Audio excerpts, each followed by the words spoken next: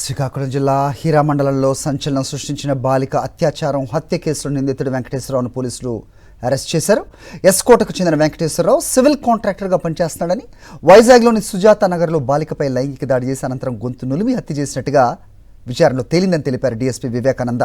పేద బాలికలను చదివిస్తానని చెప్పి లోబరుచుకుంటాడని పోలీసులు తెలిపారు. నిందితుడిపై పోక్సో చట్టంతో పాటుగా హత్య కేసు నమోదు చేసినట్టుగా పోలీసులు తెలిపారు. మరికొంతమంది బాలికలపై కూడా నిందితుడు లైంగిక దాడికి పాల్పడ్డాడనే అనుమానాలు ఉన్నాయని, ఆ దిశగా దర్యాప్తు కొనసాగుతుందని డీఎస్పీ వివేకానంద పేర్కొన్నారు.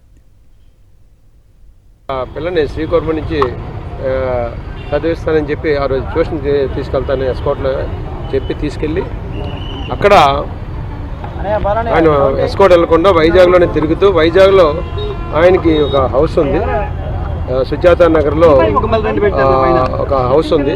ఆ హౌస్ దగ్గర తీసుకెళ్ళి అక్కడ కుందుర్తి ఏరియాలో అక్కడ ఆ అమ్మాయి పట్ల 10 సార్లు అత్యాచారం చేయడం, తర్వాత ఆమె ఇతన్ని పెళ్లి చేసుకోమందని, ఏదో డబ్బులు డిమాండ్ చేసిందని, ఆమెను వదిలించుకోవాలని ఎప్పటి నుంచో ప్లాన్ వేశాడు.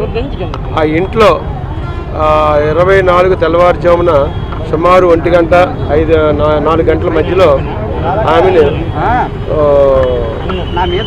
స్మాదరింగ్ నోరు మూతి నొక్కేయడంతో ఆమె చనిపోయినట్టుగా మనకు తెలుస్తుంది.